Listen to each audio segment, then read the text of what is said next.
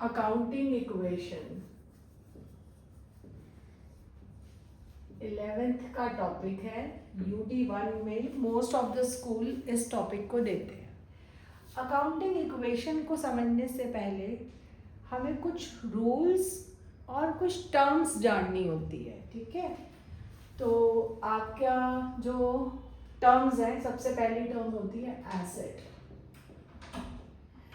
Assets आपको clear होनी चाहिए कि एसेट क्या होती है। Asset which is owned by the company and which can be converted into cash, ठीक है, इन फ्यूचर, उनको हम एसेट कहते हैं। Which also help to earn profits.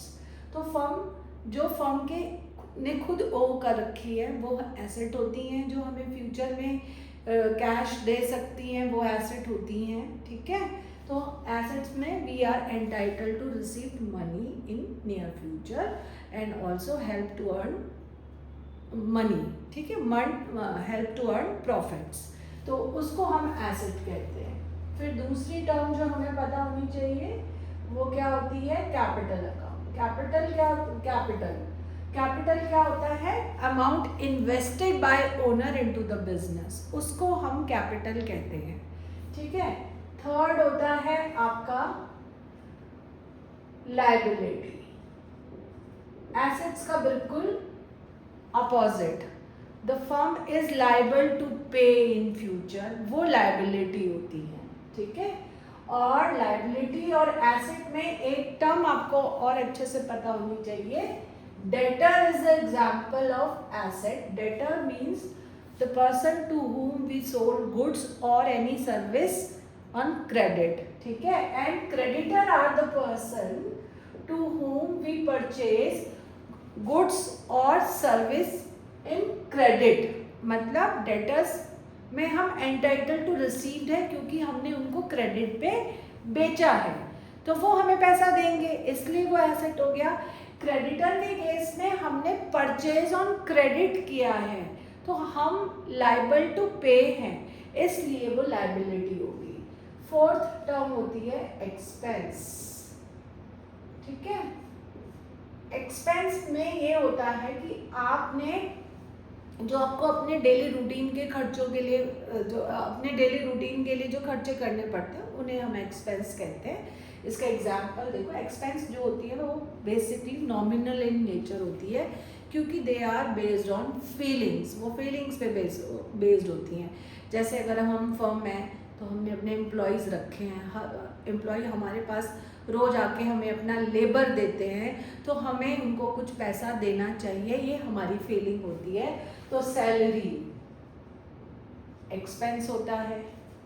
अगर आपने किसी की प्रॉपर्टी यूज़ कर रहे हो तो आप उसकी प्रॉपर्टी यूज़ कर रहे हो which is owned by him, तो वो आपको अपनी प्रॉपर्टी जो है रेंट पे दे रहा है तो आपको उसको रेंट देना होगा। ये भी इसी फीलिंग पे बेस्ड है कि उस बंदे ने पैसा लगाया हुआ और मैं यूज़ कर रहा हूँ तो मुझे उसको रेंट देना चाहिए, तो रेंट हो गया, ठीक है। कमीशन, अगर आपको किसी ने कोई सेल करा के दी और आपने कहा कि हम आपको उसके लिए कमीशन देंगे तो अगेन ये भी फीलिंग पे ही बेस्ड है। तो सैलरी, रेंट, कमीशन, किसी ने आपको पैसा उधार दिया है, अपना पैसा आपको दिया है यूज़ करने के लिए, तो अगेन आप फील करते हो कि यार इसने मेरे लिए ये फेवर किया है तो मुझे इसको इंटरेस्ट देना चाहिए, ठीक है। अब एक्सपेंस का ही बिल्कुल अपोजिट होता है इनकम। एक चीज़ है जो 11th के बच्चे मिक्स करते हैं, फर्म को कोई, बिजनेस को कोई सैलरी नहीं देता है, ठीक है। तो salary is always an expense for the company, ठीक है। अब इनकम में देखो, रेंट रिसीव्ड, इसमें हमेशा हमारे उसमें एक जो है रूल है, इनकम के लिए रिसीव्ड वर्ड स्पेसिफाई होना चाहिए। खाली रेंट लिखा है तो we will assume it is an expense, और अगर रेंट रिसीव लिखा है तो it is an income.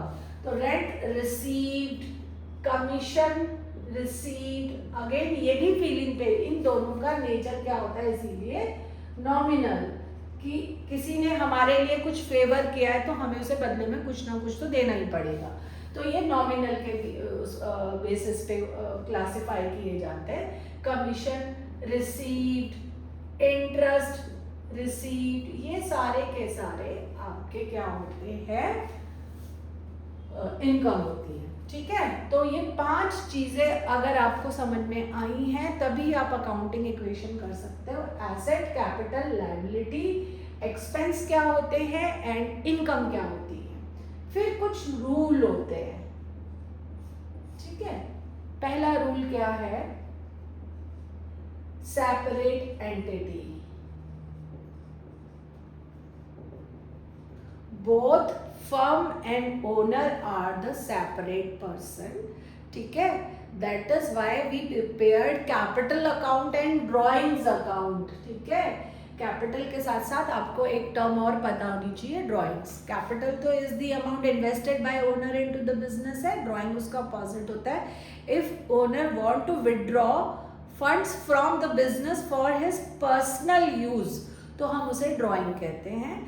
Drawings के 2 एग्जाम्पल और है, अगर क्वेश्चन में वैसे पर्सनल यूज मेंशन नहीं है तो फिर 1-2 एग्जाम्पल ऐसे जिसमें हम उनको एज्यूम करते हैं वो ड्राइंग होती है। एक होता है लाइफ इंश्योरेंस, क्योंकि कंपनी का तो हम कोई लाइफ लेके नहीं चलते, क्योंकि हम मानते हैं कि कंपनी तो आपकी गोइंग पीरियड है, मतलब वो हमेशा चलती रहेगी, कंपनी कभी बंद नहीं होगी, है ना। तो इसलिए कंपनी का लाइफ इंश्योरेंस नहीं होता, ओनर की लाइफ का इंश्योरेंस होता है, तो वो तो उसका पर्सनल एक्सपेंस हो गया। हम तो बिजनेस है, हम ओनर की लाइफ का इंश्योरेंस क्यों करेंगे। तो अगर ओनर की लाइफ का इंश्योरेंस फर्म पे कर रही है तो it is term as drawing. ठीक है, और उसके बाद आता है आपका एक और होता है इनकम टैक्स।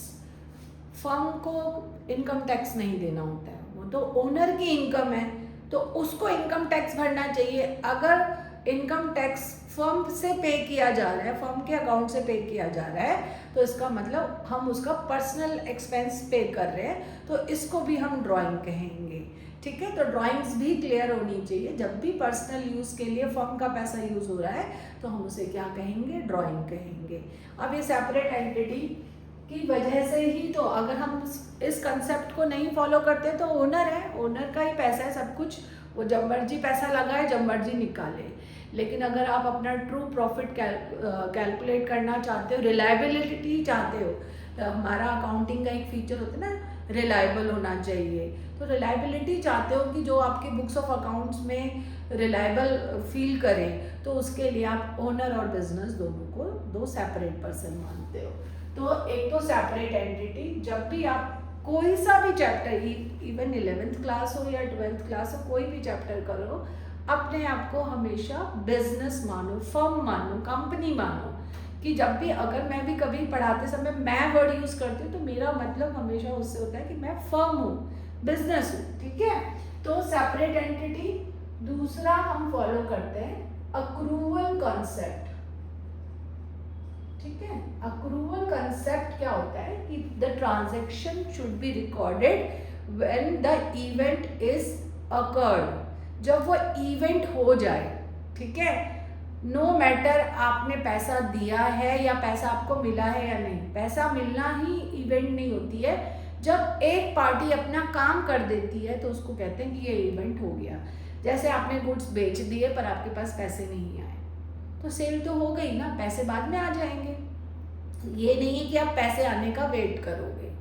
जैसे आपने पूरा साल जो है किसी प्रॉपर्टी पे आपने जो है यूज़ किया और अभी आपने 10 महीने का रेंट दिया है, आपने पूरा 1 साल हो गया तो पूरा 1 साल का इवेंट हो गया, पर पेमेंट आपने सिर्फ 10 मंथ का रेंट किया है, तो 2 मंथ का रेंट भी रिकॉर्ड होगा, क्योंकि अभी आपने पे नहीं किया, तो वो एक आउटस्टैंडिंग रेंट कहलाएगा। तो हम अक्रूवल कंसेप्ट को फॉलो करते हैं। थर्ड, जो अकाउंटिंग इक्वेशन का रूल होता है वो तो आपको पता ही होना चाहिए कि assets is equal to capital plus liability. लेकिन अब मैंने टर्म्स तो 2 और लिखी हैं, एक्सपेंस एंड इनकम। तो बेटा भले ही हम सेपरेट एंटिटी है, लेकिन हमें स्टार्ट बिजनेस को जो चलाने वाला कौन है, ओनर है। तो हम जो भी इनकम अर्न करते हैं on behalf of our owner, and जो भी एक्सपेंस हम इनकर्ड करते हैं on behalf of our owner. तो एवरी एक्सपेंस ये लाइन बहुत इंपॉर्टेंट है, क्योंकि अगर आपको अकाउंटिंग इक्वेशन में दिक्कत आती तो वही आती है। Should be deducted from capital and every income should be added in capital. ठीक है, तो ये हमारा जो है, ये 3 रूल्स होते हैं जो हमें फॉलो करने होते हैं कि हम बिजनेस हैं ना कि ओनर हैं। बिजनेस के पॉइंट ऑफ व्यू से ट्रांजैक्शन रिकॉर्ड होगा, और कोई भी ट्रांजैक्शन तब रिकॉर्ड होगा जब वो इवेंट हो चुकी होगी। ठीक है, चाहे पैसा आया है ना नहीं आया, हमें उससे कोई फर्क नहीं होता, फर्क नहीं पड़ता, हमें रिकॉर्ड करना है क्योंकि एक इवेंट हो गया है। ठीक है, और asset is equal to capital plus liability, ये हमारा उस पर रूल होता है। लेकिन चीज़ें 5 होती हैं, तो हम एक्सपेंस का कॉलम नहीं है इसमें, है ना। देखो यहाँ पे एक्सपेंस का कॉलम नहीं है, तो हम एक्सपेंस को कैपिटल में से माइनस करते हैं, इसलिए नहीं है। और हर इनकम को हम किस में प्लस करते हैं, कैपिटल में प्लस करते हैं। अब इन्हीं रूल्स को अगर आपने याद रखा और इन टर्म्स को आपने समझ लिया, तो अकाउंटिंग इक्वेशन में आपको दिक्कत नहीं आने वाली।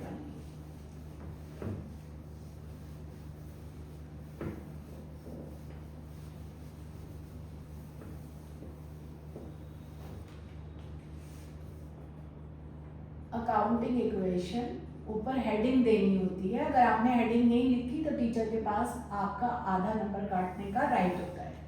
ठीक है, यहाँ हम लिखते हैं ट्रांजैक्शन, और you can also right particular. ठीक है, फिर हम यहाँ पे लिखते हैं एसेट्स, क्योंकि फर्म के पास एक से ज्यादा एसेट होती है, तो आप एसेट का कॉलम थोड़ा वाइड बनाओगे।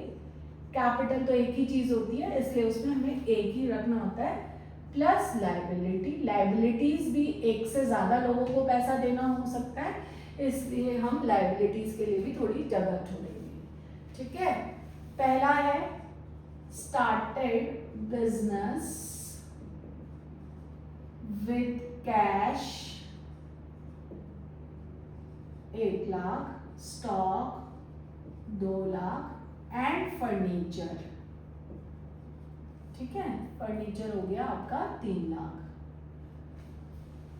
अब देखो, आप बिजनेस हो, आपके पास 3 चीजें आ रही हैं, कैश आ रहा है, आपके पास स्टॉक आ रहा है, और आपके पास फर्नीचर आ रहा है, और तीनों देने वाला कौन है, ओनर। तो ये जो भी चीजें किसने इन्वेस्ट करी है, ओनर ने। तो यानी कि ये तो हमारी कैपिटल होगी, 1 lakh plus 2 lakh plus 3 lakh, total capital कितनी हो गई, 6 लाख। मतलब ओनर ने जो इन्वेस्टमेंट करी है बिजनेस में हमारे ऊपर, वो 6 लाख की करी है। उसकी इन्वेस्टमेंट की वजह से मेरे पास 3 एसेट्स आ रही हैं। कैश कितना आया, 1 लाख, प्लस स्टॉक कितना आया, 2 लाख, एंड प्लस फर्नीचर कितना आया, 3 लाख। ठीक है, ये हो गया हमारा। उसके बाद purchase goods for cash 20,000 and on credit 30,000। ठीक है, अब आपने गुड्स खरीदे हैं कैश एंड क्रेडिट पे। ठीक है, गुड्स आपके एसेट होते हैं। ठीक है, तो अगर एसेट होते हैं तो उसका कैपिटल से कोई लेना देना नहीं है, बच्चे ना मिक्स कर देते हैं। आप पहले देखो कि अगर एक्सपेंस है तो ही कैपिटल से माइनस होगा। तो यहाँ पर आपने क्या खरीदा है, गुड्स खरीदा है। गुड्स के लिए हम स्टॉक, गुड्स वो होते हैं जिसमें बिजनेस डील करता है। अगर मैं फर्नीचर बनाने वाली कंपनी होती तो फर्नीचर मेरे लिए एसेट थी, फिर मेरे लिए मेरा स्टॉक हो जाता, क्योंकि मैं फर्नीचर बेचती हूँ। ठीक है, अगर मैं मोबाइल फोन बनाने वाली कंपनी हूँ तो मोबाइल मेरे लिए गुड्स हो गए। अगर मैं बुक्स बनाने वाली कंपनी हूँ तो बुक्स मेरे लिए गुड्स हो गए। तो जिसमें हम डील करते हैं, किसी सर्विस के लिए भी हम गुड्स नहीं बोलते, हम उसके लिए सर्विस वर्ड यूज करते हैं। जैसे कुछ कंपनियां सर्विसेज प्रोवाइड करती हैं। ठीक है, तो purchase goods for cash and an credit. तो टोटल आपने कितने का स्टॉक खरीदा, इन टोटल 50 का किया। ठीक है, पर कैश दिया कितना है, 20,000। ठीक है, और 30,000 you are liable to pay in future. ठीक है, तो हमको 30,000 की एक लायबिलिटी होगी और उस लायबिलिटी को हम क्या बोलते हैं, क्रेडिटर। ठीक है। एक और रूल होता है जो मैंने आपको लिखवाया नहीं, आप उसे नोट डाउन कर लेना। अगर नाम गिवन होता है, जैसे अगर लिखा हो परचेज गुड्स फ्रॉम मोहन, तो हमको जब भी नाम स्पेसिफाई करा हो और लिखा नहीं है कि हमने उसे पेमेंट करी है, तो हम उस ट्रांजैक्शन को क्रेडिट अज्यूम करते हैं।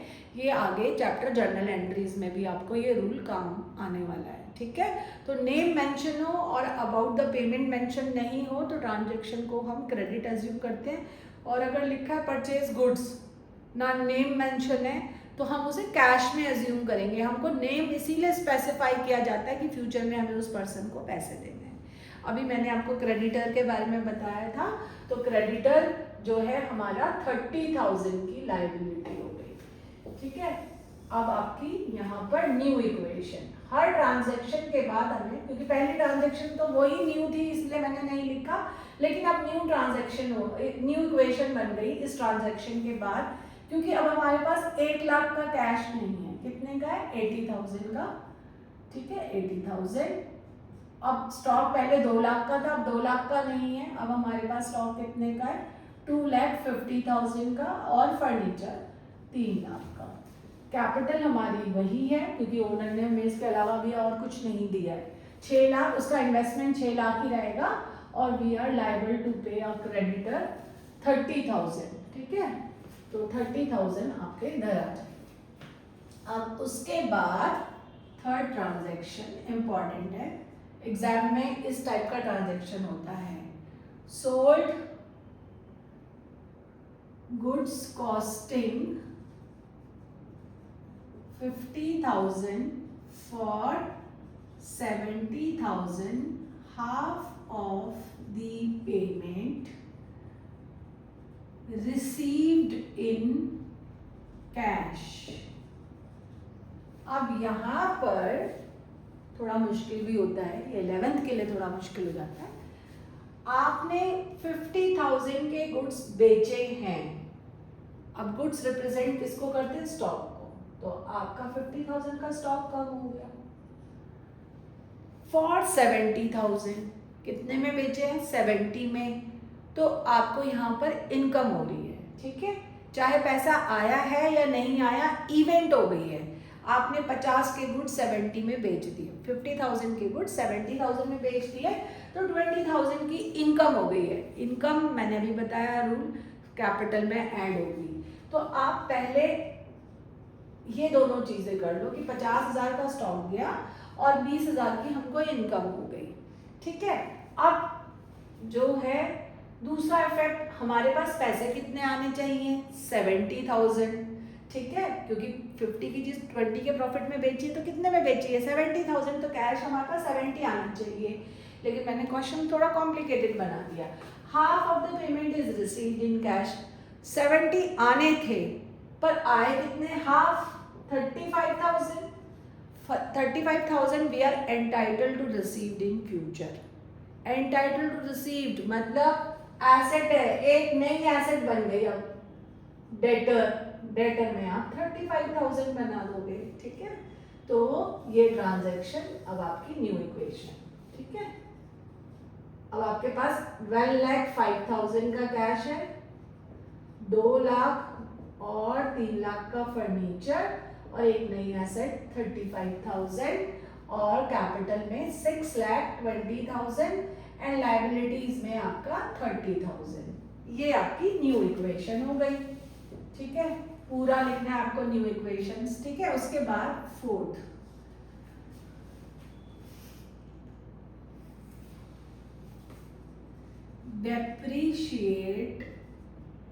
Depreciation bye 10%। ठीक है। डेप्रीशिएशन पता होना चाहिए कि जब आप किसी एसेट को यूज करते हो तो उसकी वैल्यू कम हो जाती है।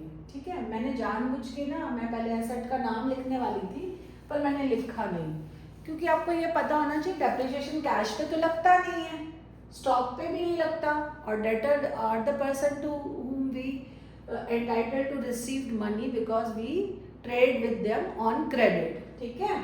तो अब फर्नीचर पे डेप्रिसिएशन लगता है, क्योंकि फर्नीचर की वैल्यू जैसे आप यूज़ करोगे तो वो ख़राब हो जाएगा, थोड़ा सा नया सा नहीं दिखेगा, सेकेंड हैंड आइटम बन जाएगा, तो उसके पे तो जितनी भी आपकी फिक्स एसेट्स होती हैं, एसेट्स भी दो तरह की होती हैं, fix assets and current assets, तो फिक्स एसेट्स पे डेप्रिसिएशन लगता है।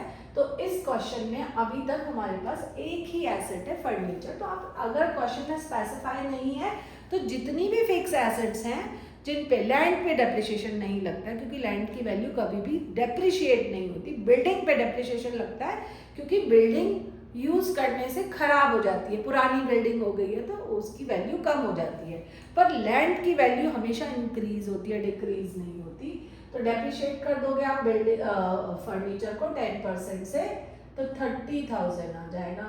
अब डेप्रिशिएशन इनमें से क्या है, आपकी फर्नीचर की वैल्यू कम हो गई, ठीक है, एसेट तो वो है ही नहीं क्योंकि एसेट को गिरा रहा है वो, ठीक है, लायबिलिटी आप किसी को जो है एंटाइटल टू पे तो हो नहीं, तो ये 30,000 हमारे लिए एक्सपेंस है।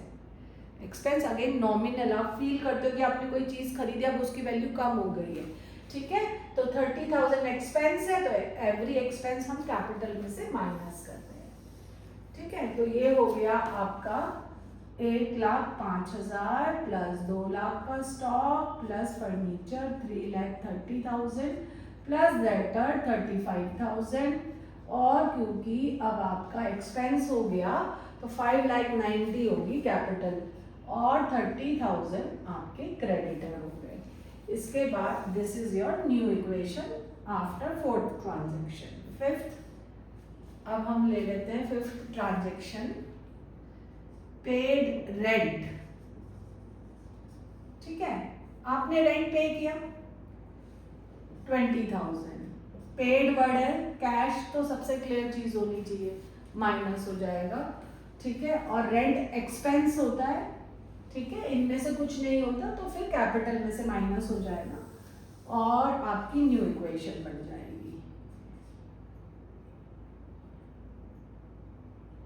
85,000 आपके पास कैश है, 2 लाख आपके पास स्टॉक है, 3,30,000 का आपके पास फर्नीचर है, 35,000 के आपके पास डेटर है, और अब आपका 5,70,000, ठीक है। रिसीव्ड कमीशन, इसमें क्या होगा 40,000 रिसीव्ड हो रहे हैं, 40,000 कैश में ऐड हो जाएंगे एंड 40,000 ही आपके कैपिटल में ऐड हो जाएंगे, ठीक है, क्योंकि इनकम है, आपने किसी के लिए कुछ किया होगा ना, इसीलिए तो आपको कमीशन मिल रहा है, ठीक है, तो वो हमारी इनकम हो गई, अर्न बाय द फर्म है। तो न्यू इक्वेशन 1,25,000 का कैश, 2 लाख का स्टॉक, 3 लाख का, सॉरी माय मिस्टेक, फर्नीचर, यहाँ पे माइनस का साइन होना था ना, फर्नीचर माइनस हो रही है वैल्यू, तो 2,70,000, ठीक है, 35,000 एंड 6,10,000 प्लस 30,000, ठीक है। ये जो डेप्रिसिएशन है, मैंने बाय मिस्टेक, ये गलती हम लोगों से बहुत कॉमन होती है, माइनस करने की बजाय मैंने प्लस कर दिया, डेप्रिसिएशन से वैल्यू गिरती है, समझाया ठीक था, बट कैलकुलेशन करने में ये बच्चों बहुत ही कॉमन मिस्टेक होती है जो अभी मेरे से हुई है, तो इसलिए ना पहले ही साइन बना दिया करो, मैंने माइनस का साइन नहीं बनाया, खाली 30,000 लिखा, इसलिए मेरे से गलती होगी। कुछ टीचर्स क्या बोलते हैं कि आप माइनस का साइन ना बनाने की बजाय ब्रैकेट, क्योंकि अकाउंट्स में ब्रैकेट का मतलब भी माइनस होता है, तो आपको जैसे भी करना है, माइनस का साइन बनाना है, ब्रैकेट लगाना है, वो कर सकते हो, ठीक है। उसके बाद 7th, आउटस्टैंडिंग रेंट, इंपॉर्टेंट है, टफ स्कूल इसको पेपर में जरूर देते हैं, 10,000। अब इस पे अगेन प्रिंसिपल जो अभी मैंने आपको बताया ना, अक्रूवल प्रिंसिपल रूल लग रहा है आपका, मतलब आपने रेंट प्रॉपर्टी यूज कर ली पर पे नहीं किया, अब पे नहीं किया तो कैपिटल में से पे नहीं किया तो कैश में से माइनस नहीं होगा, पर कैपिटल में से माइनस होगा, क्यों, क्योंकि इवेंट हो गई है, आपने प्रॉपर्टी यूज कर ली, रेंट देना था, दिया नहीं, ठीक है, तो भाई एक्सपेंस तो हो गया, चाहे हम पे करें ना करें हमें रिकॉर्ड तो करना पड़ेगा, क्योंकि एक्सपेंस हो गया। एवरी एक्सपेंस कैपिटल में से माइनस होता है, तो हमें माइनस करना पड़ेगा। लेकिन मैंने पे नहीं किया, liable to pay in future, ठीक है। लेकिन आप उसे क्रेडिटर में प्लस मत करना, क्योंकि creditor are the person to whom we purchase goods on credit. हमने गुड्स परचेज नहीं की, यहाँ पर हम रेंट ओ करते हैं उससे। तो अब जो है यहाँ एक नया कॉलम बनाएंगे आउटस्टैंडिंग रेंट का, और उसमें 10,000 प्लस हो जाएंगे, ठीक है। और इसमें क्या होगा, आपका 6 लाख प्लस 30,000 एंड प्लस 10,000, ठीक है। 1,25,000 का कैश है, 2 लाख आपके पास 270, अब मेरा ठीक हो गया यहाँ पे, एंड 35,000, ठीक है। उसके बाद 8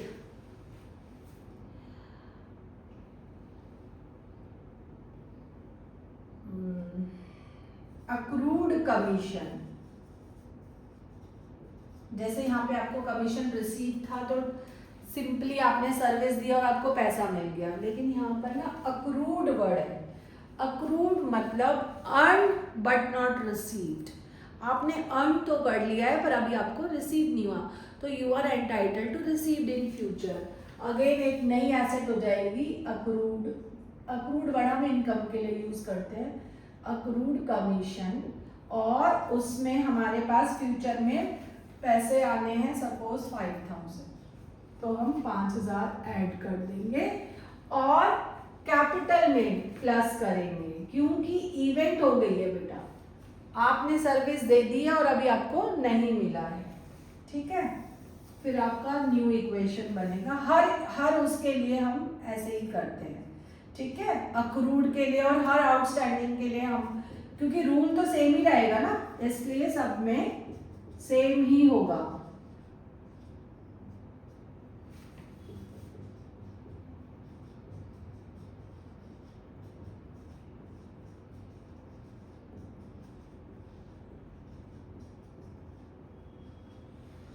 फिर इसके बाद 9th, यहाँ से थोड़ा सा मुश्किल हो जाता है बच्चों के लिए समझना, लेकिन अगर आप रूल समझ रहे हो तो आसान रहता है।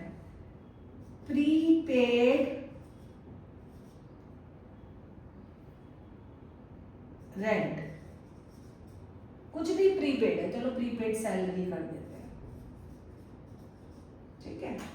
मतलब अभी उस बंदे ने हमें अपना लेबर नहीं दिया पर हमने उसे सैलरी पहले ही दे दी। अगेन विच प्रिंसिपल, अक्रूवल, ठीक है।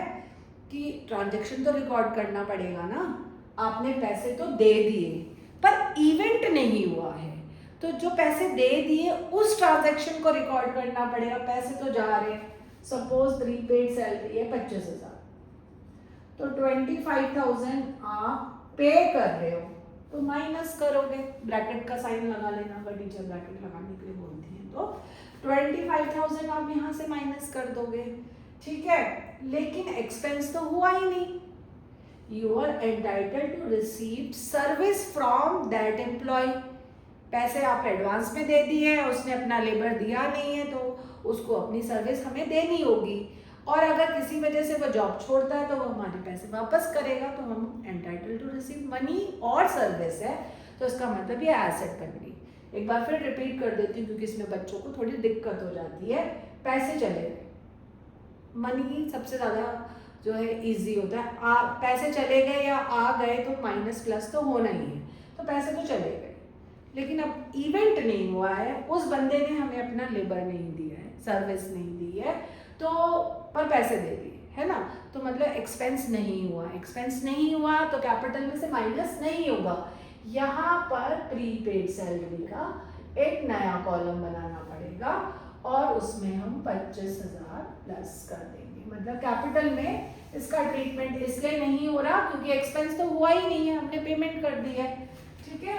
तो ये होगा 1 lakh plus 20,000 plus 2,70,000 plus 35,000 plus 5,000 plus 25,000, ठीक है। उसके बाद इंटरेस्ट रिसीव्ड इन एडवांस।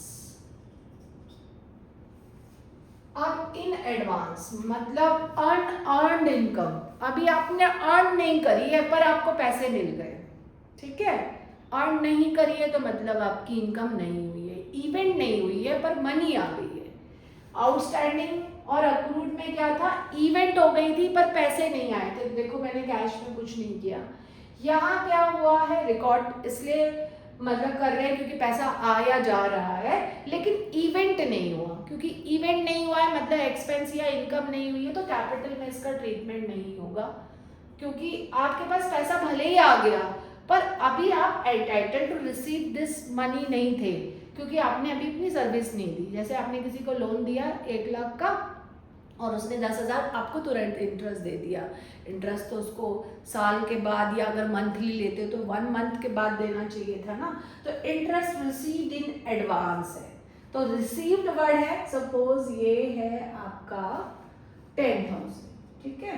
तो 10,000 आप यहाँ पे प्लस कर दोगे पर इनकम हुई नहीं है, किसी ने आपको अभी आपने अर्न किया नहीं और पैसे दे दिए तो you are liable to pay him service, ठीक है। और अगर आप नहीं पे कर पाते उसे सर्विस तो आपको उसकी मनी रिफंड करनी पड़ेगी। तो ये एक लायबिलिटी है और इसे क्या कहेंगे, इंटरेस्ट इन एडवांस। इनकम हुई नहीं, इवेंट हुआ नहीं तो कैपिटल में नहीं लिया, ठीक है। तो 10,000 को हम यहाँ ले लेंगे, ठीक है। ये चारों ट्रांजेक्शन्स थोड़े से टफ माने जाते हैं लेकिन अगर आप प्रिंसिपल पे बेस्ड होके करोगे तो टफ नहीं लगेंगे। 1,10,000 प्लस 20,000 प्लस 2,70,000 प्लस 35,000 प्लस 5,000 ये सारी हमारे पास एसेट्स हैं। कैपिटल हमारी 6,05,000 ही है और क्रेडिटर 30,000 और 10,000 के हमारे पास आउटस्टैंडिंग रेंट एक लायबिलिटी है और इंटरेस्ट इन एडवांस हमारे पास एक और लायबिलिटी है। अगर हमने उससे पैसा वापस मांग लिया तो हमें उसका इंटरेस्ट वापस करना पड़ेगा, ठीक है। तो ये हमारे लिए एक लायबिलिटी हो गई। 11 एंड 12 दो ट्रांजेक्शन्स और होती हैं। इंटरेस्ट ऑन कैपिटल, ये बच्चों को थोड़ी अजीब लगती है समझने के लिए। इंटरेस्ट ऑन कैपिटल मतलब ओनर ने जो हमारे पे इनिशियली पैसा हमेशा ओपनिंग कैपिटल पे देते हैं, इंटरेस्ट ऑन कैपिटल दिया।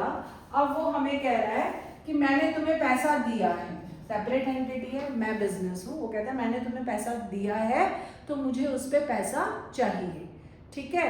तो अब वो पैसा मांग रहा है हमसे तो इंटरेस्ट मांग रहा है, ठीक है। तो हमारे लिए एक्सपेंस हो गया और हर एक्सपेंस को हम क्या करते हैं, कैपिटल में से माइनस करते हैं। तो 6 लाख का 10% कितना होता है, 60,000, हम इसे माइनस करेंगे, ठीक है। और फिर क्या है, उसके लिए इनकम हो रही है, हम उसे इंटरेस्ट ऑन कैपिटल या तो प्रोवाइडेड वर्ड लिखा होता है या खाली interest on capital, charge word लिखा होता है या खाली इंटरेस्ट ऑन कैपिटल, उसके लिए पेड और रिसीव्ड नहीं लिखा होता। वैसे भी अगर आपका बैंक में अगर आपका अकाउंट है तो आपके अकाउंट में पैसे ट्रांसफर हो जाते हैं। तो सेम चीज़ यही है कि 60,000 हमारा एक्सपेंस हो गया लेकिन ओनर के लिए तो इनकम है तो उसी के कैपिटल में हम उसे प्लस कर देंगे। आपकी न्यू इक्वेशन उस केस में सेम ही रहेगी क्योंकि ये एक इसको कहते हैं internal transaction between firm and partner हुई है कि भाई उसने हमें बोला इंटरेस्ट दे दो, हमने बोला ठीक है ले लो। तो एक्सपेंस था तो इसीलिए कैपिटल में से माइनस किया और हमारा एक्सपेंस उसकी इनकम हो गई तो उसके कैपिटल में हमने प्लस कर दिया, लेकिन कैपिटल इन्वेस्टमेंट इसमें सेम रहेगी। सेम ट्रीटमेंट होता है इंटरेस्ट ऑन ड्राइंग। इस क्वेश्चन में मैंने अभी ड्राइंग का कोई ट्रांजैक्शन नहीं किया था। सपोज उसने ड्राइंग्स पैसा चलो यही ट्रांजैक्शन कर लेते हैं कि विथड्रू कैश निकाल रहा है, स्टॉक निकाल रहा है, कुछ भी निकाल रहा है, वो ड्राइंग्स होती हैं। 20,000 फॉर पर्सनल यूज, तो 20,000 आप कैश में से भी माइनस करोगे और 20,000 आप अपने कैपिटल में से भी माइनस करोगे। आपकी न्यू इक्वेशन कुछ बन जाएगी। 90,000 का आपके पास कैश है, 20,000 का आपके पास स्टॉक है, 2,70,000 का फर्नीचर है, 35,000 के डेटर है, 5,000 का आपका अक्रूड कमीशन है एंड प्रीपेड सैलरी 25,000 है। ओनर का मैंने इस ट्रांजैक्शन के लिए क्योंकि जगह नहीं बची है तो इसका दिखाया नहीं है, पर इसी में प्लस माइनस करके न्यू इक्वेशन लिखनी होती है। अब आपकी कैपिटल इन्वेस्टमेंट 585 हो गई, 30,000 एंड 10,000 एंड 10,000, ठीक है। अब इंटरेस्ट ऑन ड्रॉइंग,